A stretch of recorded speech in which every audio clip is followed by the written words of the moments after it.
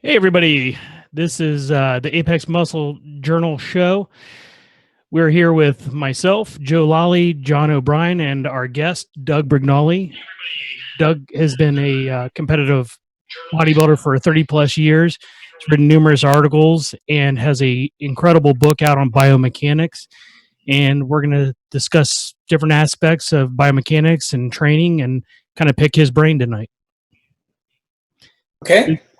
So, Doug, do you want to talk to us a little bit about yourself? Sure. Well, I'm 57 years old now. I started competing at the age of 16, training with Bill Pearl at the age of 15. And so I competed for 40 years, actually, from 16 to 56. Oh, wow. I won Teenage California, Teenage America. I won Mr. California. I won my division in Mr. America, my division in Mr. Universe, and a few others along the way. And for some reason, I just gravitated toward this mechanical aspect of resistance exercise. So, for example, if you're doing a standard barbell curl, right, you say, well, why is this a bicep exercise? Well, there's some very specific mechanical things that designate that as a bicep exercise, right? So it occurred to me as a teenager, as a kid, that, there are certain components that either are correct or not correct when you're lifting weights. And so I set out to find out what those principles are. For example, one basic principle is that resistance should always move opposite your movement. If you're curling upward, resistance has to be pulling you downward, right? If you're pulling downward, resistance has to be pulling you upward, right? But how many times have we seen a guy doing a torso rotation with a medicine ball? His movement is horizontal, and the resistance is vertical. In other words, his biceps and his shoulders are holding the ball up. They're keeping the ball from falling, and his left to right movement is completely unchallenged by a downward resistance. Mm-hmm. So, and we also see that on internal, external shoulder rotator. You get a guy with a pair of dumbbells, they're going in and out with shoulder rotators like this, and they're getting a downward resistance, but they're not moving up and down against that resistance. So that's just one of the many, many, many principles, 12 actually, that, need to be in place. And the degree to which there's compliance, that's what designates an exercise as better than or worse than another one. Gotcha. Yeah. One of the case in point on that would be shrugs. You see the guys that roll their shoulders. Right. You're not changing the direction of resistance, and yet they're changing the direction of movement. Now, all of these things fall under two classifications: direction of movement and direction of resistance. And below those two big categories, there's all kinds of things like the resistance curve. Like muscles have more strength when they're elongated and less strength when they're shortened. Mm-hmm. Okay, so if you're doing, let's say, if you're doing a chest exercise, flat dumbbell press, right? As your pectoral muscle elongates, it gains strength, right? So you need to choose a direction of resistance that allows the low end of that range of motion to be harder and the contracted end of that range of motion to be lighter. I'll give you an example of where it's not. Tricep kickback, right? When you're doing a tricep kickback, it's heaviest when you're ending. Well, that's when the muscle's weakest. Yeah. When the muscle is strongest is when your elbow is bent. And when your elbow is bent on a tricep kickback, you have zero resistance. Mm-hmm. Right? So someone could say, yeah, but what about variety? Well, no. Variety isn't more important than quality. Right? These are absolute better and best. So if someone says to me, like, I've been laying out in the sun for every week for the last 3 months and I'm not getting any darker, what about if I add some variety? What, like go to incandescent light? Go to infrared light? Go to fluorescent? No, I mean, sunlight, UVB light works better all the time. If you've already, adapted to that, just take a break and then start over again. But changing to a lesser form of light isn't the solution. And that's what people do, is they switch to a lesser form of an exercise with less good biomechanics. And they think they're somehow going to benefit by that because it's new. All right. Well, one of the going to one of your points that we had a great conversation about all this stuff. One of the things I've seen in your training and your routines and a little bit in the biomechanics was that, when you're talking about, best, better, as far as picking an exercise, there really doesn't need to be in your standard routine where you have 3 or 4 exercises hitting a muscle group, and you tend to like to pick one muscle or one exercise, at least from what I've seen. And, the idea behind it is that the muscle either fires or it does not fire. And that, choosing a second movement that hits it from a different angle isn't going to further hit any muscle. Right. Or you're not going to be able to shape. You're not going to be able to make a peak to the bicep. Right. You cannot change the shape of a muscle, right? And for the most part, except for the pecs and the trapezius, most muscles have one direction of movement. Mm-hmm. Now, first of all, let me just say that I realize that a lot of what I say goes against conventional wisdom. But I ask people to just listen to the logic of something. Don't close your mind. Just listen to the logic, and then ask yourself, does this make sense? And I guarantee it'll make sense. So having said that, I'll just tell you, rule number 1 is all muscles pull toward their origin.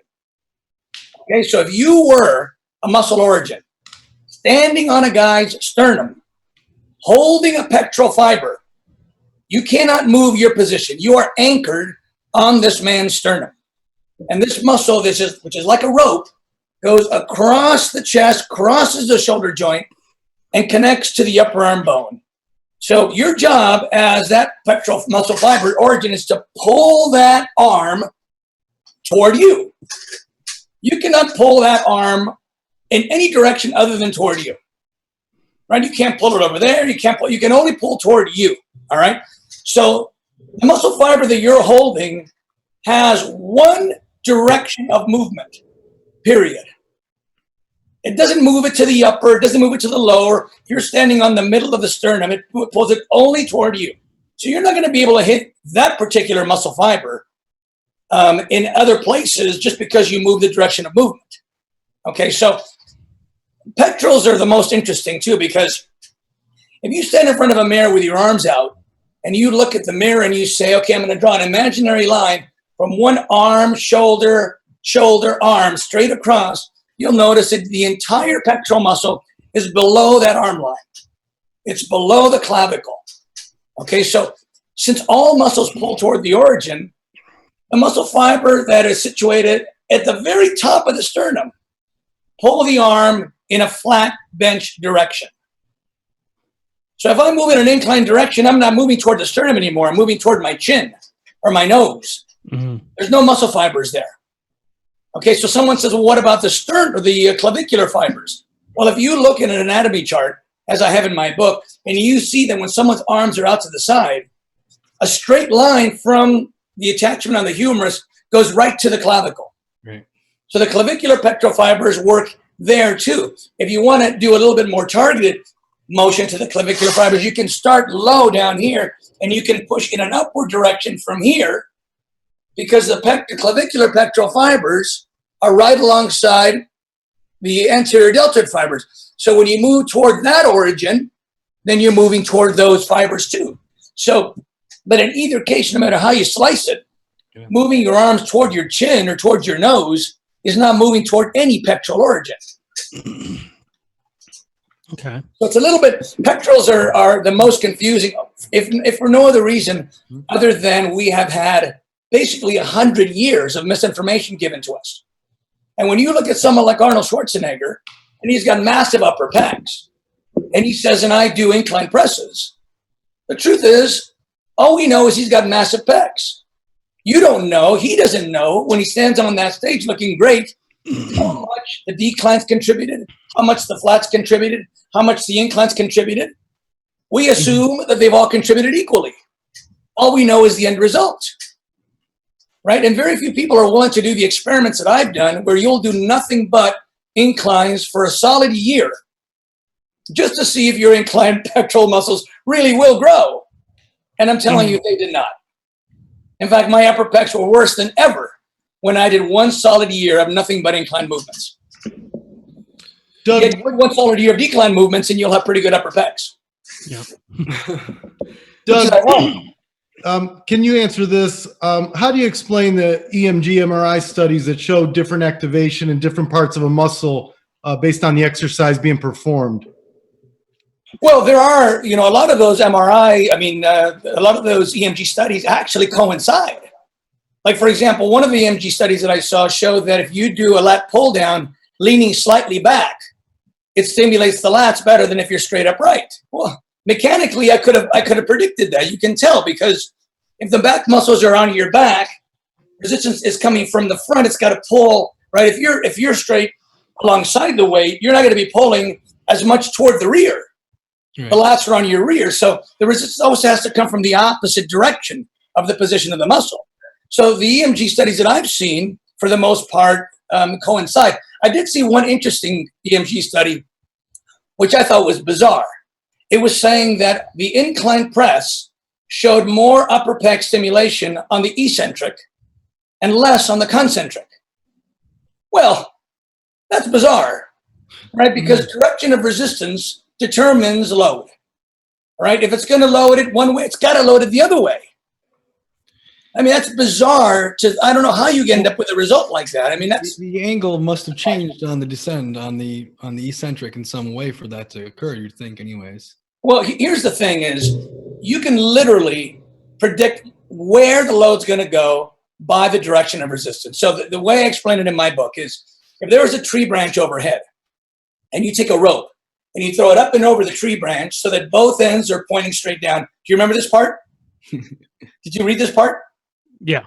And so if you pull straight down in a 6 o'clock direction, what will be the most loaded on that tree branch is the 12 o'clock spot, right? Now, if you put your target muscle in the 2 o'clock position, it's not going to get more load than the 12 o'clock position. So if your goal is to load the 2 o'clock muscle, you've got to pull from 8 o'clock. Right. Okay, that's just absolute, definite physics. You cannot, if you talk to an engineer building a bridge, you'll say load always is directly opposite the pull. Okay, so because of that fact, it would be strange to say, well, it depends if it's on the descension or if on the ascension. It's like, well, it should load it both directions or not at all both directions. It can't change. It's just bizarre to me how they came up with that conclusion. Mm-hmm. But look, the bottom line is, if you move your arms toward the center of your sternum, you're moving them in a slight decline direction, right? Because the shoulder joint is slightly higher than the middle of your sternum. Mm-hmm. And yet if you're moving your upper arm toward the middle of your sternum, that's right in the middle where all the pectoral fibers are located. So that would be, if you had to pick one and only one pectoral exercise, it would be the one that moves the upper arm bone towards the greatest number of pectoral origins. Mm-hmm. If you do a flat, you're moving toward the uppers, but you're not really getting much of the lowers. And if you look at someone from the side, mm-hmm. as they're doing a flat dumbbell press, right? So all you can see is their arm when it's vertical. You can still see pectoral muscle on one side of their arm, the side that's toward their feet. But you cannot see any pectoral muscle on the side that's toward their head if they're doing a flat dumbbell press, right? But if you see them doing a decline dumbbell press, you can see their arm is going right toward the center of the collarbone and the ribs, right to where the pectorals, the upper end and the lower end of the pecs are. Right. Plus, you're eliminating any of those. Well, eliminating some of the anterior delt from getting involved in there too. Right. So, well, we were more thinking about, like, say, tricep exercises. So with your all or none principle there, say decline tricep extension versus one arm overhead extension, and they show that has the long head hit more activated than the medial, or how do you go about that? Well, there's two things I say about that. One is that the idea that the long head of the tricep works more when you're doing an overhead tricep because it stretches more would suggest that anytime we stretch any muscle, it gets loaded more. And yet we don't apply that rule everywhere else. If we did, we'd be doing leg extensions lying all the way flat, right? We would bottom out on dumbbell presses. We would, we could go on and on from here. You could do seated leg curls, completely in a pike position like this. the pre-stretch of a muscle doesn't necessarily make that muscle grow more. And yet that's what the entire basis of overhead tricep extension is, it's stretching more, so therefore it grows more. Well, number one, we know that doesn't work in other muscles. So why would it work on the tricep? That's number one. Number two is a lot of people, when they're doing an overhead tricep extension, don't even go to the bottom. They don't even stretch. So they're sort of defeating the purpose. It's almost like doing calf extensions and not letting your heels drop below the board. Right. So you're missing the stretch anyway.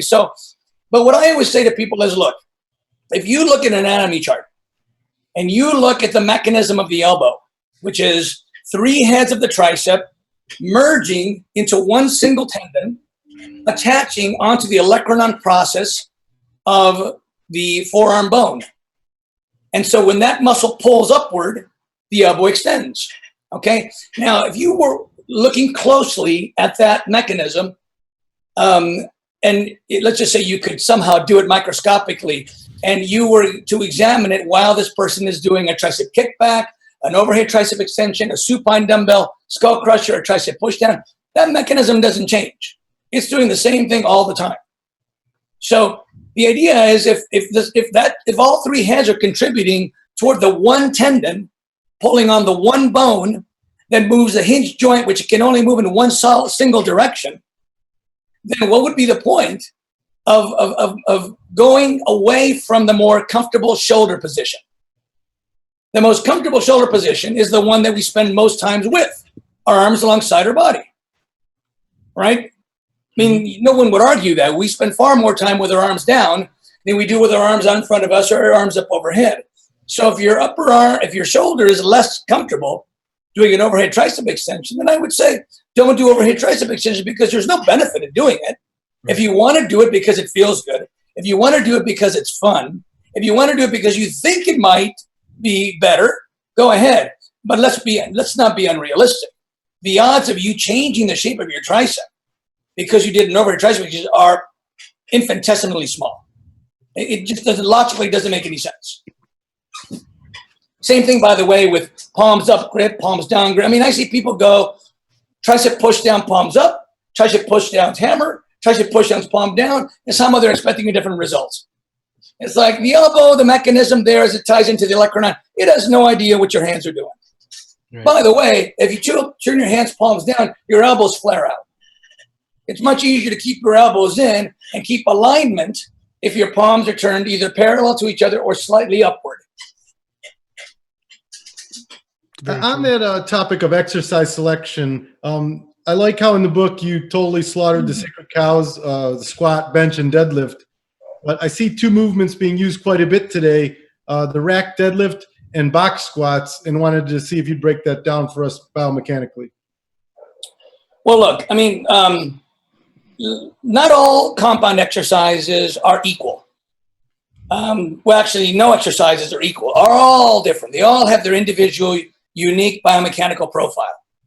But when you do let's say any kind of squat, a barbell squat, a dumbbell squat, a box squat, whatever you want to call it, the knee joint is still doing what the knee joint does. It extends the knee. And the hip joint is still doing what the hip joint does, which is extend the hip. So at the very least, we know that there's no distortion of the joints involved. If you're doing something like an overhead press or an upright row, now we're getting away from normal anatomical function. We could argue that those aren't natural movements. But the squat is, at the very least, a natural movement. Okay, both joints that are participating are doing what they do naturally most often. So that's good. The next thing to discuss is efficiency. Okay, efficiency has everything to do with the direction of resistance. So for example, when you look at someone doing a squat from the side and you look at their lower leg, their tibia, and you notice that as they squat down, it never even reaches a 45-degree angle. In fact, it usually goes forward, not more, sometimes less, than 30 degrees from the neutral position, which is vertical. Okay? Mm-hmm. We should preface this by saying that all levers are neutral when they're parallel to resistance, and all levers are maximum, 100% levers, when they're perpendicular to resistance. Okay, so if you did a sissy squat and you let that tibia go all the way down till your knees are almost touching the ground and your tibia is almost parallel with the ground, you're going to have a maximum lower leg lever, maxing out greatest percentage of load on the quadricep. But when you're doing a regular squat, that doesn't happen. Okay, so that means as much weight as you have on your back, you're loading your quadricep with only about 30% of that. Okay, so then someone says, yeah, but look at the tibia. I mean, the humerus, the femur, the upper leg bone. In the lower descended position, it is getting horizontal. It is in what could be considered a perpendicular maximum load position. And I would say, yes, that's correct. However, and here's what's interesting about this. The lower leg is doubled under it, right? Does that make any sense to you, doubled under it? Yeah. So you got your humerus, your femur like this, and your lower leg is about like this, right? So if your lower leg was like this, then the entire length of the femur is giving full load magnification to the glute. But because you've done this, you've reduced the femur length, right? Because when you're talking in physics, there's this thing called the moment arm. And the moment arm is measured in vertical lines. So if this is the femur and this is the lower leg, you would draw a vertical line straight up from the foot and then to the hip joint. And what's left is only about 7 inches. So you would decrease your effective femur length from 17 inches to about 7 inches. So yes, it's a maximum load lever, but it's a very short lever at that point. So someone says, well, how do I make the femur a more effective glute lever? Well, you would do that by literally taking out the quadricep involvement, by bringing that tibia forward, right? And so you say, well, how do I make it a more effective quad exercise? By taking out the femur and eliminating the glute involvement. So the reason why people can squat a lot of weight is because both the lower leg and the upper leg have their compromises. It's almost like lifting something with a crowbar and thinking you're either loading a muscle very well or that you're very strong. It's like, no, you have the advantage of leverage. That's why you can lift more weight. I mean, you know that you can't sissy squat very much weight, right? And the reason you can't sissy squat much weight is because that lower leg lever is getting maximum effectiveness. But in bodybuilding, we have this weird philosophy that you're not working a muscle hard unless you're actually moving a lot of actual weight. But the amount of load that a muscle gets has nothing to do with how much weight is actually being moved. All it knows is how much load it's getting onto it.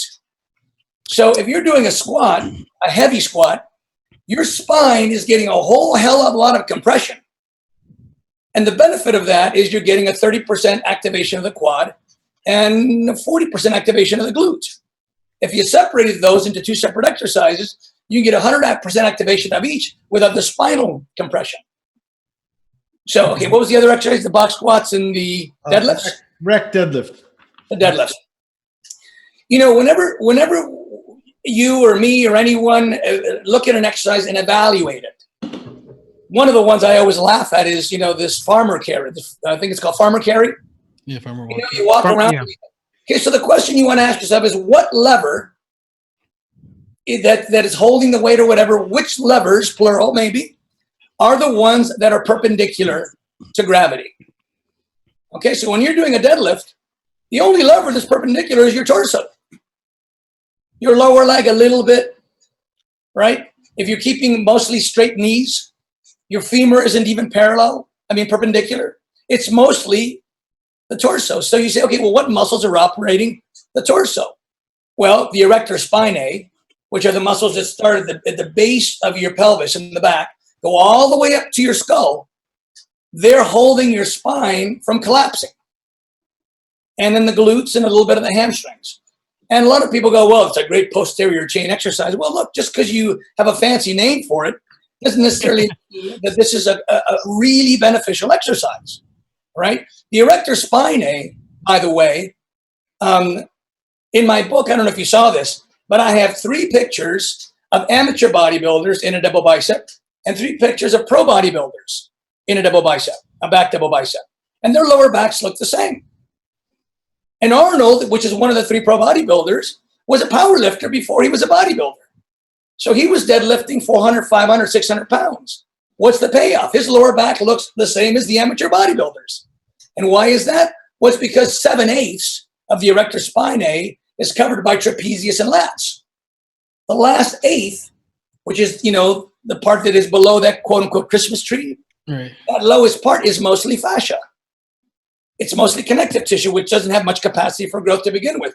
So if you're working super, super heavy deadlifts with the anticipation that you're somehow going to get these really, really deep erectors, it's just not going to happen, right? You're going to get a little bit of glute exercise, but there are better glute exercises without the compression of the spine and without the risk of overloading the erector spinae. Same thing with the farmer's carry. I mean, all you're getting is spinal compression.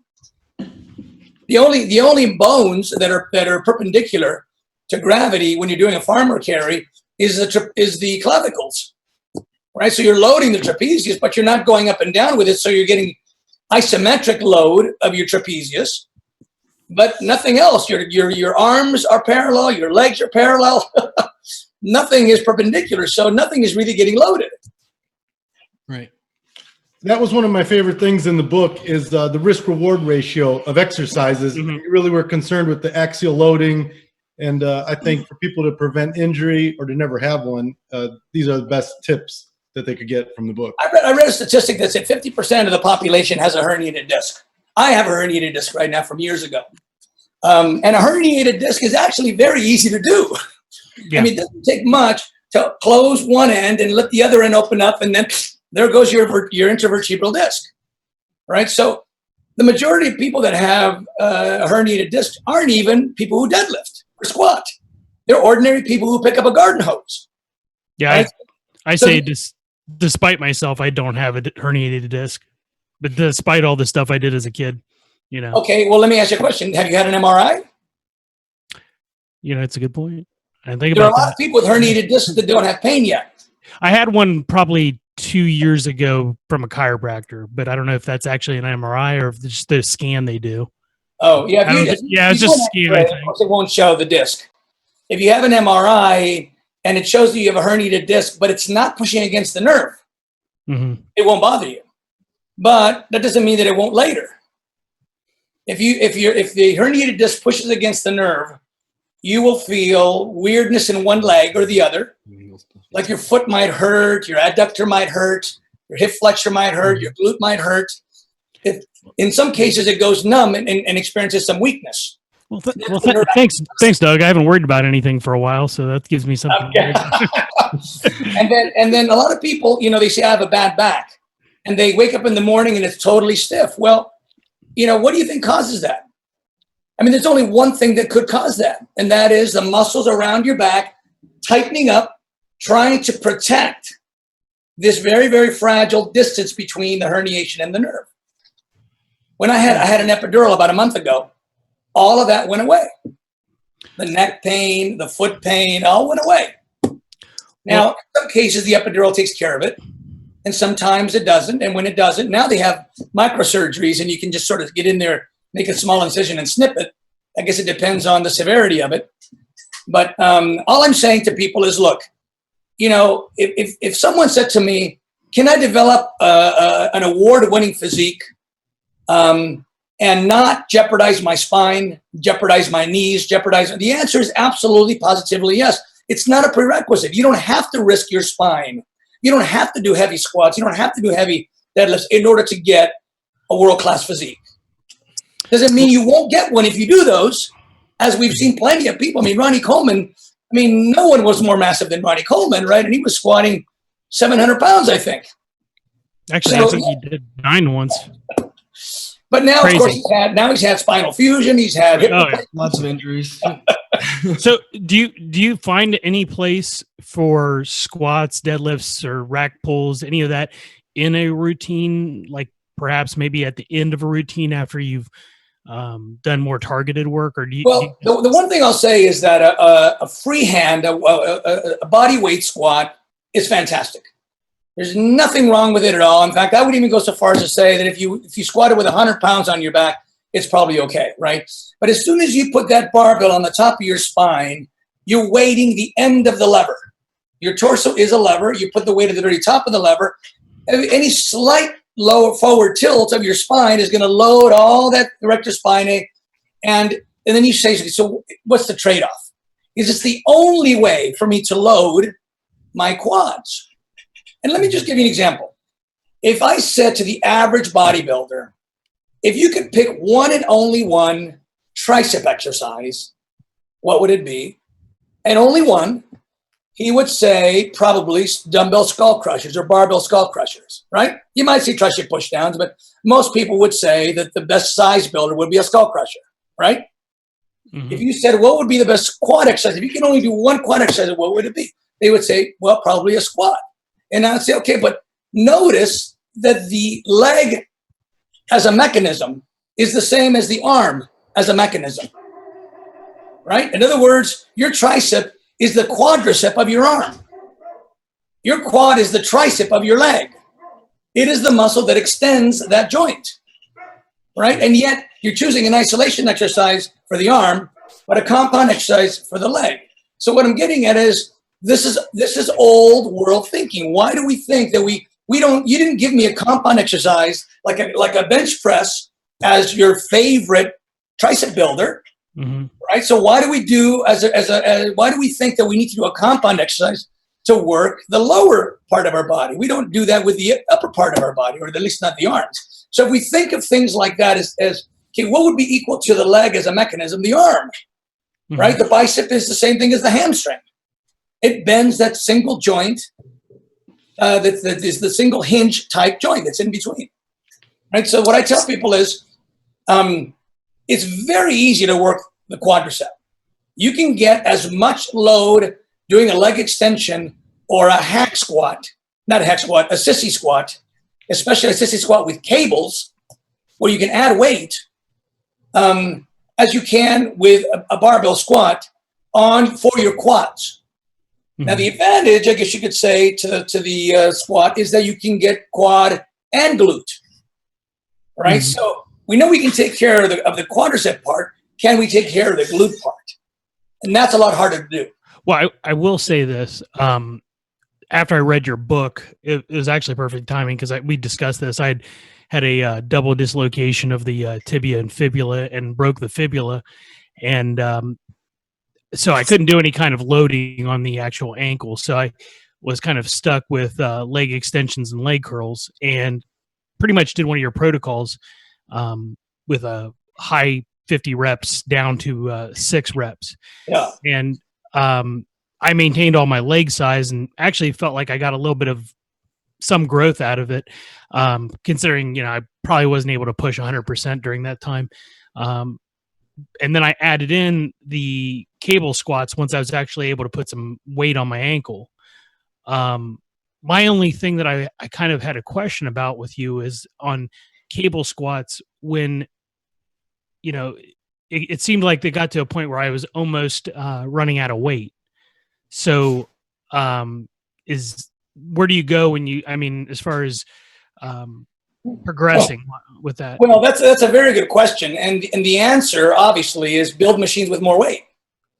That's the obvious answer because, people ask me these things and I say, well, the body does what the body does. It's our job as an industry to find ways to work with what the body does. We're not supposed to compromise ourselves just because the industry hasn't caught up to us yet. Right. So I don't know what I can tell you at the moment, other than maybe find a machine that has a heavier weight stack. Mm-hmm. They obviously have different amounts, mm-hmm. but I find that the sissy squat with the cables is, probably the single best quadricep mm-hmm. exercise. It's actually better than the leg extension because extending the knee when the femur is parallel to the torso is actually a more natural thing for it to do. So one of the things I talk about, you may remember the chapter where I talk about reciprocal innervation. Remember that? Mm-hmm. So for those people that are listening and don't understand, don't know what this concept is, reciprocal innervation talks about how when you load one side of a limb, the muscle of one, the tricep, for example, the bicep automatically shuts off. The central nervous system sends a signal called the relaxation synapse to the opposing muscle so that there's no interference. I always joke and I say, if only people were so nice. right? The I body's use that really accommodating, right? I use that quite a Out bit of that during. person's way. Anyway, so the reason I bring this up is because when, a long time ago when we had, I'm dating myself now, when we had completely flat leg curl machines, right, flat as a board, we all noticed that when you were doing your leg curl, your tailbone, arched up, right? And it was sort of inevitable. I mean, no matter how you would try to keep your tailbone down, it would rise up. And then eventually manufacturers started accommodating that a little bit by creating leg curl machines with a hump in it. But even still, when you see someone doing a leg curl on one of those machines, their tailbone still pops up. Right? And a lot of times you'll see a trainer go up to them, push their tailbone, their glutes down, and say, don't do that. It's cheating. It isn't cheating. The body knows what it wants. What it's doing is this. The body is sensing that the quadricep is stretching while the hamstring is trying to flex. And that stretching is creating a signal that says activation to the central nervous system, which sends a semi-relaxation synapse to the hamstring. And the way you avoid that is by raising your tailbone up and trying to diminish the stretch on the quadricep. So if you do a seated leg curl, it doesn't happen. Because once you've got a 90-degree bend in your hip, all of a sudden you aren't overstretching your quadricep and there's no interference with the hamstring contraction. But not every gym has a seated leg curl machine. Frankly, it's the only one worth doing. You shouldn't even, if you have the option of both machines in the gym, I would tell people don't even bother with the lying flat one. You're never going to be as comfortable, you're never going to be as strong on the lying flat leg curl as you will be on the seated leg curl. So and of course, it requires a little bit more setup, right? You've got to adjust the knee thing and the ankle thing and everything else, but it's worth doing. But I'm sorry, you were going to say something? Would you, so then your whole, say, hamstring workout or exercises that you perform for the hamstring in a given workout would be based around your seated? Yeah. What other, say, other exercises for the hamstrings would you incorporate? None. But hold that thought for just a second, because your question actually has a hidden question in it, and you're not aware of it. I'll tell you what that hidden question is in just a moment. But the reason I brought up the leg curl thing was because we were talking about quads. Now, the same thing happens on leg extension.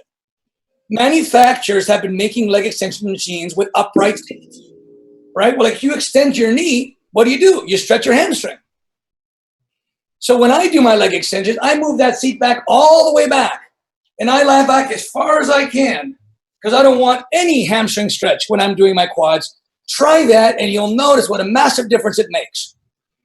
Now, of course, it would be nice if you didn't, because, you're basically creating a bridge. The seat back is way over here. And so there's a space between your back and the seat back. It would be nice if the seat back was up against your back and just reclined more, right? Then you're comfortable and eliminating the hamstring stretch. But when you're doing a cable hack squat, that's the position you're taking. You're not stretching your hamstring at all. I don't know if this camera will show it, but you got your cables over here. And you just go into your sissy squat, right? While holding the cables, and you may find that, hey, this weight stack is heavy enough for this. It would be for that moment. Right? So now and the only thing that's missing at that point is the glute exercise. And if you've got a multi-hip machine, that solves the problem. The problem is, again, not every gym has a multi-hip machine. But if you do a hip extension on a multi-hip machine, you are doing at least as good a hip extension as you would be on a squat, if not better. Why better? Because you're able to bring your leg all the way up to your chest. You can't do that on a squat. Right, and when you extend downward, you still have an opposing resistance. You don't have that on a squat either. And there's one other advantage. The other advantage is the thing that I talk about in the book, which is called bilateral deficit, which is that one arm working at a time or one leg working at a time is usually stronger than both working at the same time. Now, I should clear that up. If you're doing a barbell curl, you can usually curl more than if you curl two dumbbells simultaneously, right? Because the bar gives you rigidity and stability, right? But if you're comparing a simultaneous dumbbell curl to an alternate dumbbell curl, you'll notice that you're a lot stronger on the alternate than you are on the simultaneous, and that's bilateral deficit. Gotcha. That's why if you can work one glute at a time, you're going to be working that glute stronger, better than you would be if you try to work them both at the same time. When we're going into, say, working unilateral like that, one at a time, one of the situations where this would occur, I mean, obviously you could do a unilateral leg extension for quads, if you're quads. Right. But then you always have people doing the single leg squats or the jackknives and exercises like that, which are putting yourself in a, torquing the knee and right, spinal compression. Is there any exercises that maybe something along those lines that you can get away with without having that spinal compression? Well, look, I mean, when I talk about a single leg glute extension, we're not dealing with anything that has to do with balance. Mm-hmm. So I would not compare a single leg squat to a single leg glute extension on a machine. Right. When you're doing a single leg squat, there's all kinds of things wrong with that. For starters, I mean, let's list them off. Okay. For starters, you have the Q angle of the hip. I don't know if you know what that is, but that means that your hip actually has to go like this, right? So when you're standing straight, you have a foot underneath each hip bone, right? But when you lift one foot up, your leg has to go over so that your foot is in the center of your torso. So now you have your hip at an angle like this, which creates a strain on the hip joint. And then in order to try to compensate, the knee tries to doubles back the other way, and that's called valgus. So you got a knee strain and a hip strain, and then you say, well, why am I doing a one-legged squat to begin with? And they go, well, because I'm strengthening and I'm coordinating my balance. And I say, well, what you're doing is you're learning a skill. Mm-hmm. You're learning proprioception. Balance is defined as equilibrium. It has to do with your inner ear and your ability to know whether you're standing. What you're doing is you're learning a skill, right? And that skill will be useful if you have to do things that are similar to this exercise. Right. But it won't be similar if you don't encounter this environment again. Right. The one-legged jump. Very specific. But the other thing that's wrong is getting back to this reciprocal innervation thing. So watch someone, and now that I've pointed this stuff out to you, you'll probably go, God, I see it all the time now. Watch someone as they do a two-legged squat and as they do a one-legged squat.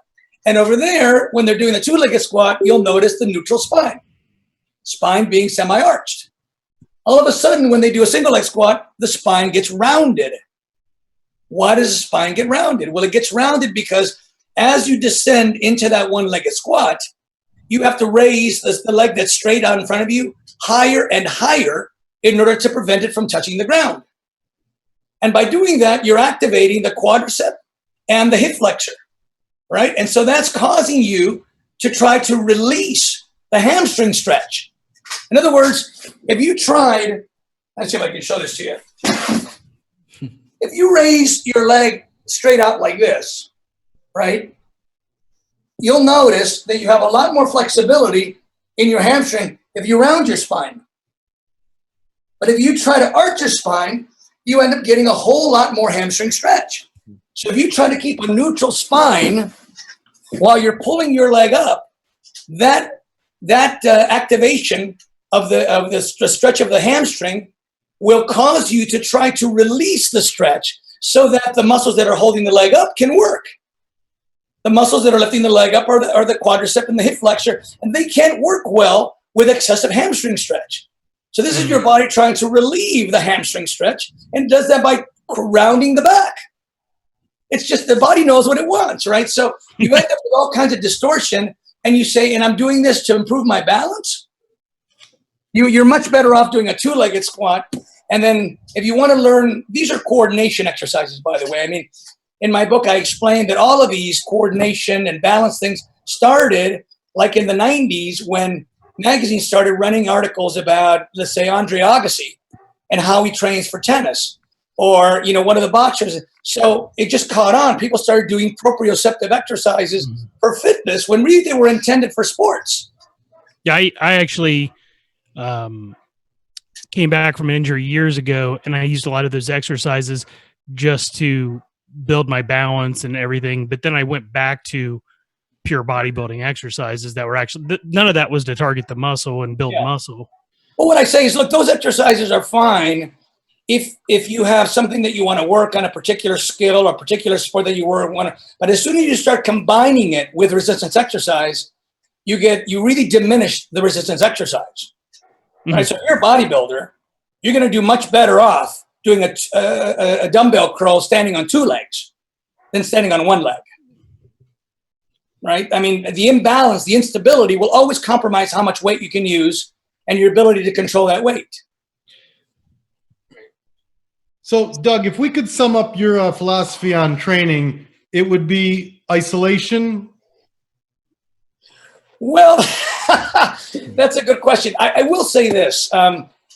There's nothing wrong with isolation. And in most cases, isolation works better than compound. And I explain this very thoroughly in my book. And I say, you know, our infatuation with compound exercise is largely irrational, right? When you break down the individual components of an exercise and you ask yourself, is each joint and is each muscle that's working in this compound exercise working as well as it could be if it was working alone? Usually the answer is no, it's not, right? So like someone says, you know, I do bench press because it works my triceps, front deltoids, and pectorals, and so I'm saving time. And I say, but you do another chest exercise, right? And you do another tricep exercise, and you do the front delts, right? And he goes, yeah. So I don't. I just do 1 pec. Actually, I do 2 pec exercises, 1 front deltoid, 1 triceps. And so you're the one who's actually wasting time because you're using an exercise that isn't good enough to stand on its own, right? And it's not, you think that because you can move a lot of weight, that means somehow those muscles are going to grow better. By the way, there's no such thing as a mass exercise or a shaping exercise, right? A muscle doesn't know anything other than I'm pulling on that lever over there. If it's heavy, then I'm going to overload and grow. If it's light, I'm going to grow less, right? But you can't say that an exercise, now you might think, well, it's because I'm moving a lot of weight. And I say, yeah, you're moving a lot of weight, but there's 3 muscles contributing. So the question is each muscle contributing as much as it would if it was working alone? The answer is usually no. You've used the exercises I've seen and talked about in the past where you actually use one of the Velcro D-ring strips. Oh, right. And you eliminate your forearm from doing from the cable. Yeah, we're talking about a side lateral raise for the deltoid with cable. Right, you're eliminating the weak link being the forearm Right. and trying to optimize the load onto your delt. Now, I think it's great, and I've been using that and absolutely love it. But is there other, say, exercises that you would use that for other body parts that really exemplify that? No, I mean, like if you're doing a dumbbell press, your grip isn't very important because it's just basically sitting in your hand like a cradle, and it's just going down your forearm. It's only the weakest exercise is the side lateral, because, and I do want to touch something about the high reps you mentioned earlier. Oh, and I also want to talk about the hidden question you had about hamstring. What I was going to say was the deltoid is capable of a significant amount of raise. I mean, you can use 40, 50 pounds on that kind of, and, that would be like doing a 40 or 50 pound reverse wrist curl with one hand, right? So it's very hard to hold on to it and, actually strenuous on the wrist and on the forearm. And not in a productive way. Someone would say, well, yeah, but it's productive. No, it's not necessarily productive. You'd be better off working that forearm with a full range of motion and a lighter weight. This isometric stuff isn't going to help you nearly as much. It's just going to limit you on how effectively you can hammer that side deltoid. So the thing I wanted to say about high reps and low reps, when I was writing for Ironman magazine, Steve Holman asked me what I was experimenting with. And so I told him I was experimenting with this 50, 40, 30, 20, 10. And he loved it. He thought that was a great idea. And he gave it a name. He called it Super Torque. And a lot of people have asked me, or have sort of characterized that as being sort of my philosophy. It's like, first of all, my philosophy is much more about the mechanics of exercise, the direction of movement, the direction of resistance, and not about the number of reps. That's physiology, right? That's what's happening in the muscle. But I will say that, although I think there is a place for lightweight, high rep warm-ups, I do not think that high reps builds a muscle as much as heavyweight low reps. But I will say that it's easier and more effective to get to the heavyweight low reps after you've thoroughly warmed up the muscle with the lighter weight and higher reps. Not so much that you've exhausted it, but enough that you've really flooded it with blood and gotten a good amount of circulation in there. Then the heavy sixes are much more productive. And then I do repeated sixes, repeated sixes. And that goes to your hidden question. The hidden question is, what else do you do for hamstring? And I say, the reason it's hidden is because most people think they're supposed to do 5 or 6 sets of an exercise. And so if I say that's the only exercise they do, they go, well, isn't that insufficient sets? Well, yeah, but try doing 20 sets of that exercise. And all of a sudden you say, well, this is plenty. Right. And that's what happened. See, a long time ago, bodybuilders would pick 4 exercises, 5 sets of each, and they would do 20 sets. Now, not all 4 of those exercises were productive, or I should say equally productive, but the fact is they were doing 20 sets of something, right? So if there's one thing that you can say definitely causes growth, it's number of sets. And the reason I say that is because, let's just say you look at a really big bodybuilder on stage and you say, God damn, he's big. How did he get that big? I mean, aside from the obvious, how did he get that big? Well, it's not that he continuously kept raising the amount of weight he used, because the body will eventually say, no, I'm not going to let you lift a heavier weight, right? I mean, there's a limit to it, and you can't decide how much to use. Then someone says, well, how about higher reps? Well, no, because you see a lot of people that have higher endurance, and they're not bigger. Mm-hmm. The only thing that you can actually attribute to the bigness is that, form follows function. To what function has that form adapted? It is volume. Mm-hmm. It is more and more and more sets. So how do I get there? I say, okay, let's say I'm doing triceps. 50 reps, 40 reps, 30, 20, 15, 10, 8, 6, 6, 6, 6, 6, 6, 6. And I end up with 15, 16, 17, 18 sets. And my triceps are fried. And those 6 rep sets feel fantastic. And they cause growth. But I didn't need to change exercise to do it. And are those all with the same weight when you're doing your 6s? Yeah, look, what ends up happening is that you'll find that for a while, you can hold on to that weight. You'll do 6 reps, 6 reps, 6 sets. And then eventually you only get 5. Mm-hmm. Eventually you only get 4. Well, that's your body saying, okay, that's your level right now. That's where you're at. Now it's time to stop. And then you do that for another 2, 3, 4 weeks. All of a sudden, that same, let's say, 16th set, you don't have to go to 5 reps. All of a sudden, you make your 6. That's the body adapting in strength and size. That's why you can't take a novice and give him 20 sets. Yeah. Right? Because what we're talking about here is the adaptation to a capacity, right? Your capacity grows as you get bigger. Doug, Mike Menser just rolled over in his grave. Well, let me just tell you a couple of things. First of all, Mike Menser, people who I know Mike Menser, will tell you that he may have preached all out 1 or 2 sets, but privately he did a lot of sets. Right. That's one thing. Right. The other thing I'll tell you is that, I've been doing this 40 years, right? I've tried everything. Right. And I've tried this max all out thing. And all I can tell you is I feel this close to an injury when I do it. Mm-hmm. And I don't grow any better for it. In fact, I'll go so far as to say that it's far more productive to do 10 sets of 95% maximum effort than it is better to do 5 sets of 100% maximum effort. So, and there's research that shows that going to failure is not necessarily productive. We've been led to believe it is. But you can actually get more growth if you do just a little bit less than maximum, but you do again and again and again and again. Bill Pearl and Boyer Coe both told me the same thing. They said, leave a little in the tank at each set. Leave a little in the tank. Stimulate, don't annihilate. Yeah, don't go all out, because if you go all out to the point where you're like, you're wobbling and it's falling all over the place, your next set's going to be shit. Yeah. Well, if you leave 5% of your effort in the tank, your next set's going to be good. Take 2 minutes, 3 minutes between sets. This super fast thing. Again, the more that you compromise your ability to use a substantial weight for a good number of reps, the more that you'll inhibit the growth. Fatigue inhibits growth. Fatigue doesn't cause growth. Well, I think we have time for one more question.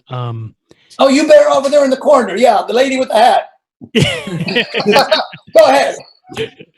Well, I think I've heard you mention that you have used intensity principles in your training before. What intensity principle or techniques do you like? I guess. Well, I for a while I put a lot of investment into breakdown sets. Mm-hmm. I thought that was going to be the key. I would do a set and then I would knock it down 5-10 pounds. I'd knock it down. I'd knock it down. I'd knock it down. Really, really, really costly from an energy, cost benefit ratio. Not much benefit for the cost. I've tried force reps. I've tried heavy negatives. I've tried super high reps, like where you're going to fatigue, like to call out, like 50 reps where it kills you. Mm-hmm. Nothing has worked better for me than heavy sixes. Repeated heavy sixes after having done a nice thorough warm-up. And the volume of sets is key. I mean, I don't know how else to say that. I mean, the more sets you do, the more you grow. Assuming that you have adapted to that. I mean, that's why people say how many sets and how many reps. Well, it depends where you are. You can't just say, okay, you should do 5 sets of 5, 10 sets. I mean, people like things in nice, neat little packages. But every workout has to be a decider for you. Do I do another set right now or don't I? Mm-hmm. You have to feel that out every single workout. And can I do another set or am I spilling over? Mm-hmm. Well, this was incredible. I know we're gonna have a lot of. I wish I could just download. Yeah. It's kind of like when we had our conversation on the phone. I was like, man, I could do this all day. But I want to thank you for coming on today. Thanks for everybody watching. Everybody, if you're interested in a lot of the stuff we've talked about today, check out Doug's book. The link is going to be at the end of the show here. It is going to make you rethink a lot of things, but it's not just going to be controversial. It's actually going to show you evidence for why he's thinking the things he's preaching about today. I mean, my goal is not to say everyone else is wrong. I just say, look, if you want efficiency, if you want to try to get the most bang for your buck and you want the safest, most effective exercises, here are the principles you use to select them. When someone says this is a really good exercise, you have to say, on what basis are you measuring that? There has to be some principles, and nobody's talked about principles yet. There have to be rules that can be applied all the way across the board. What makes one exercise wrong makes them all wrong. Like a bench press, right, ends over here, and you're missing all of this range of motion. Okay, well, if the bench press is good, despite the short range of motion, that means every exercise with a short range of motion has to also be good. But we know it's not, right? So you just have to apply consistency across the board. Is full range of motion good or isn't it? Is alignment good or isn't it? Well, I also want to thank the co-host here, Joe Lally, John O'Brien. Thanks, John and Joe. Want to thank our sponsors, Ranger Nutrition and Sirius Steel. Their websites are going to be at the end here too. Thank you, sponsors. Pretty easy. RangerNutrition.com and SiriusSteel.com. Please, stay on the page here. We're going to have more shows, more videos, and we'll probably have Doug back on again because this is just great information. Love but definitely check out his book, guys. Thanks a lot. David. Thank you. Thank you.